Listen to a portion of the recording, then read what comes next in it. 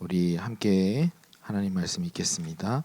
에베소서 4장 17절부터 24절까지 합심해서 읽겠습니다.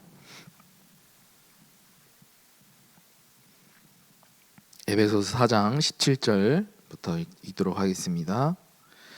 그러므로 내가 이것을 말하며 주 안에서 증언하노니 이제부터 너희는 이방인이 그 마음에 허망한 것으로 행함같이 행하지 말라. 그들의 총명이 어두워지고 그들 가운데 있는 무지함과 그들의 마음이 굳어짐으로 말미암아 하나님의 생명에서 떠나 있도다. 그들이 감각 없는 자가 되어 자신을 방탕하게 방임하여 모든 더러운 것을 욕심으로 행하되 오직 너희는 그리스도를 그같이 배우지 아니하였느니라. 진리가 예수 안에 있는 것 같이 너희가 참으로 그에게서 듣고 또한 그 안에서 가르침을 받았을진데 너희는 유혹의 욕심을 따라 썩어져가는 구습을 따르는 옛사람을 벗어버리고 오직 너희의 심령이 새롭게 되어 하나님을 따라 의와 진리의 거룩함으로 지으심을 받은 새 사람을 입으라. 그런즉 거짓을 버리고 각각 그 이웃과 더불어 참된 것을 말하라. 이는 우리가 서로 지체가 됨이라. 아멘. 24절까지 읽어야 되는데 25절까지 읽어버렸습니다. 자, 우리 이번 주 강단 말씀 받은 말씀 다시 한 번 더 묵상하는 시간 되었으면 좋겠습니다. 옛사람을 벗어버리고 새 사람을 입으라. 옛사람은 우리 쉽게 말하면 하나님의 뜻에서 벗어난 행동을 하는 사람, 또 새 사람은 그럼 하나님의 뜻과 방향을 맞추어서 움직이는 사람, 이렇게 우리가 쉽게 볼 수 있습니다. 옛사람을 보니까요, 마음이 무뎌진다고 그랬어요. 저번에 새벽 예배 때도 말씀드렸다시피 무뎌져요. 그래서 어떤 예가 있냐면 그런 예가 있습니다. 맨날 이제 약속했던 그 시간과 장소에 이제 늦는 사람이 있어요. 맨 처음에는 어떻게 합니까? 죄송해요, 늦어서. 그럼 상대방은 어떻게 말합니까? 괜찮다고 얘기하죠. 자, 근데 진짜 그 괜찮다는 말이 앞으로도 지각해도 괜찮다는 말입니까? 아니죠. 제가 가끔은 새벽 예배를 빠져갖고 목사님한테 이제 죄송합니다. 아이고, 제가 새벽 예배 못 나왔습니다. 죄송합니다. 이렇게 말씀드리면 목사님이 너무 마음 편하게 해주시려고 괜찮아. 이렇게 얘기를 하시는데 거기에서 내가 그러면 새벽 예배 가끔 빠져도 괜찮구나 이렇게 생각하고 내가 새벽 예배를 빠진다면 그게 진짜 괜찮은 겁니까? 아니죠. 영적으로도 마찬가지입니다. 하나님께서 계속해서 우리의 죄를 용서해 주시고 우리를 용서해 주신다고 해서 우리는 계속 죄를 짓고 살면 되겠습니까? 그게 옛사람의 구습이라는 거예요. 무뎌진다는 얘기입니다. 우리 또한 스스로 우리의 삶을 점검을 하면서 우리에게 계속해서 우리가 짓고 있는 죄를 우리가 확인해야 될 필요가 있습니다. 그래서 우리가 확인하고 이제는 더 이상 하나님께 죄 짓는 모습이 아니라 정말 하나님의 뜻과 방향에 맞춰서 움직이는 사람으로 거듭나야 되지 않겠습니까? 그렇죠? 그러기 위해서는 우리는 믿음의 결단이 필요합니다. 새로운 사람으로 되기 위해서 믿음의 결단. 이번 주 강단 말씀에서 우리의 믿음의 결단 뭐라고 말씀하셨습니까? 오직 복음만으로 각인해라 그랬어요. 그리고 오직 말씀만으로 뿌리 내려라. 또 오직 기도만으로 체질되어라. 이렇게 말씀하셨습니다. 그래서 가장 첫 단추는 뭐냐? 우리가 처음 해야 될 것은 뭐냐? 말씀으로 복음만으로 각인되는 것이 중요합니다. 이 복음이 뭡니까? 우리 너무나 잘 알고 있잖아요. 매번 듣는 이야기, 예수가 그리스도 되시고 모든 문제 해결자 되시고 우리는 그의 은혜로 말미암아 구원받은 존재이고, 그렇죠? 그래야지 우리가 그 복음만으로 우리가 가득하고 있어야지만이 우리의 정체성이 확립이 되는 것입니다. 그 다음에 우리는 그 믿음 가지고 무엇을 따라가야 됩니까? 무엇을 기준 삼고 살아가야 돼요? 하나님 말씀이에요. 내 생각과 내 경험이 기준이 되는 것이 아니라 복음이 말씀이 기준이 되어야 되는 거예요. 그래서 우리는 계속 말씀을 듣는 가운데 우리는 힘써서 임해야 되는 겁니다. 왜요? 기준이 여기서 계속 선포되어지니까요. 지금 제가 여러분보다 경험이 없는데 이 자리에 섰어요. 이 자리에 섰지만 하나님께서는 하나님 말씀을 지금 대언하는 자리지 않겠습니까? 사람을 보고 서는 것이 아니라, 사람을 보고 우리가 참석하는 것이 아니라 하나님 말씀 앞에 우리가 서야 되게 됩니다. 지금 이 시간도 우리가 하나님의 말씀을 듣는 그 순종하는 마음으로, 겸손한 마음으로 우리가 하나님의 말씀을 받기를 주의 이름으로 축원합니다. 우리는 또 기도로만 해야 돼요. 기도로만. 이것이 되어질 때 우리의 생각과 마음이 하나님 말씀으로 가득하게 되는 거예요. 이것이 먼저 되어져야지 됩니다. 그러면은 생각과 마음이 복음으로 가득하다? 그에게서 나오는 말은 뭡니까? 생각과 마음에서 나오는 말이 그대로 뱉어지게 되는 거예요. 그렇죠? 그래서 우리는 생각과 마음, 말, 그 다음 행동입니다. 행동으로 옮겨야 돼요. 그래서 야고보서 2장 22절에 보니까요, 네가 보거니와 믿음이 그와 행함과 함께 일하고 행함으로 믿음이 온전하게 되었느니라. 우리가 이제는 말씀을 받고 은혜 받는 것으로 끝나면 안 돼요. 말씀을 받았으면 그 선포된 말씀 그대로 우리가 살아가기를 힘써야 될 줄 믿습니다. 근데 하나님께서 계속 말씀을 통해서 말씀하시는 것이 뭐예요? 복음이 각인되기를 원하시는 거예요. 복음으로 믿음이 온전하게 되기를 원하시는 거예요. 그 가운데 우리는 말씀 따라가기를 원하시고요. 그 이후에는 하나님께서 우리에게 은혜 주시는 이유가 뭡니까? 하나님의 절대 계획인 전도와 선교의 방향을 맞춰 나가기를 원하시잖아요. 우리는 근데 듣고 끝나요. 듣고 끝나면은 안 되는 거예요. 지금 오늘 방금 읽었던 야고보서 2장 22절에 보니까요, 행함으로 믿음이 온전하게 되었느니라 그러잖아요. 행함으로. 우리가 수영을, 운동을 이제는 책을 보고 배웠다. 그 사람이 정확하게 알고 있을까요? 아니면은 내가 배운 것 가지고 몸으로 직접 움직여 봤을 때 그 사람이 더 많이 알고 있을 거예요. 그죠? 더 많이 깨닫는 것은 직접 행동으로 움직이는 거예요. 제가 공부는 잘 안 했지만 이렇게 하나님의 은혜 따라 인도받았던 과정 중에 하나가 제가 교육학을 공부를 했어요. 교육학을. 필리핀 유학 가서 필리핀에서 무엇을 전공을 잠깐 했었냐? 체육교육학을 했어요. 뭐 어렸을 때부터 태권도 했었으니까 태권도를 배운 그냥 아무 생각 없이 그냥 내가 지금까지 했던 거 그냥 선택한 거예요. 체육교육학.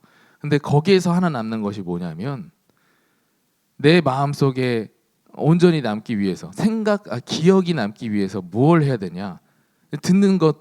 듣기만 하면 50%만 기억난다는 거예요. 근데 듣고 쓰고 60%, 듣고 쓰고 말하고 70%, 듣고 쓰고 말하고 내가 몸으로 움직이면 80%. 이것이 된다는 거예요. 보는 것이 50%구나. 보는 것이 50%, 보고 듣고 60%, 보고 듣고 쓰고 70%, 보고 듣고 쓰고 말하고 80%, 보고 듣고 쓰고 말하고 내 행동으로 움직였을 때. 그러면 우리는 복음이 우리에게 가득하기 위해서, 우리에게 계속해서 기억에 남기 위해서, 각인되기 위해서 우리는 어떻게 움직여야 되겠습니까?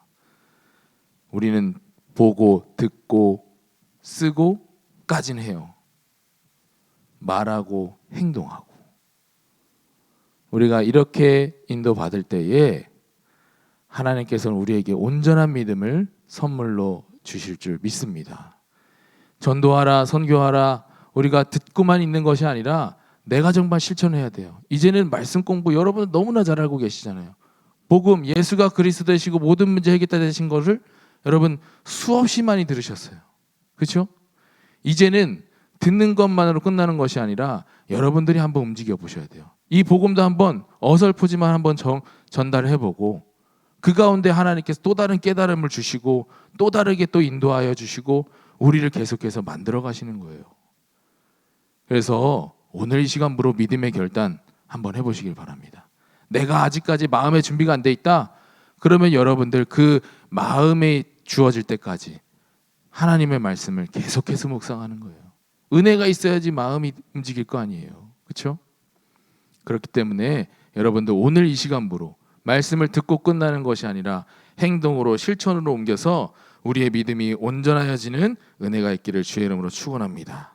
생각과 마음, 이것이 복음으로 가득할 때에 내 복음이 나에게 생각과 마음에 가득한 그 복음이 말로 선포되어지는 은혜가 있을 줄 믿습니다. 그 가운데 우리는 믿음의 실천과 결단 반드시 필요해요. 어떻게 전도만 열심히 배우고선 현장 속에 나가보지 못하고 복음을 전하려고 하지 못하는데 어떻게 알겠습니까? 하나님의 뜻을. 그래서 시작해보는 거예요. 한번 도전 한번 해보는 겁니다. 그래서 내 가까운 가정에 아직까지 복음을 받지 못한 그 가정에게 한번 오늘 복음을 전해보는 시간이 되기를 바랍니다. 복음을 전달하는 데는 실패가 없어요. 실패가 없어요. 그 사람이 복음 받지 못했는데요? 실패 아닙니다. 그 사람은 듣지 않는 것처럼 보였지만 그 사람 마음 한켠에는 복음의 씨앗이 심어진다는 사실을 여러분들 믿고 행하시길 바랍니다. 그래서 그런 것들이 하나하나 쌓이면은 하나님께로 돌아오는 역사가 이루어지는 거예요. 전도 저 혼자 합니까? 많은 사람들, 복음 가진 사람들이 한마디씩 건넸던 그 복음들이 이제는 열매를 맺기 시작하는 거예요. 그 믿음 가지시고 하시면 돼요. 저도 전도 현장에 나가면요, 복음을 전파했다가 그 사람이 막 절레절레 거부해요. 처음에는 저도 못 받았네, 안타깝고, 그렇죠? 실망이 많을 겁니다. 절망. 나는 왜 계속 실패하는 전도를 계속할까? 이런 마음 들지 않겠어요? 근데 하나님 말씀에서 다시 새 힘을 주세요. 그렇구나. 복음의 씨앗이 심어졌구나. 그 믿음 가지니까 계속 현장에 나가는 거예요. 그럼 그 단계에 또 확인되는 것이 뭐예요? 하나하나 단계별로 하나님께서 확인해 주신다니까요.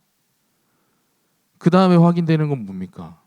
여러분들이 한번 직접 행동으로 움직이셔서 그런 것들을 확인해 나가는 은혜 가운데 여러분들 임하기를 주의 이름으로 축복합니다.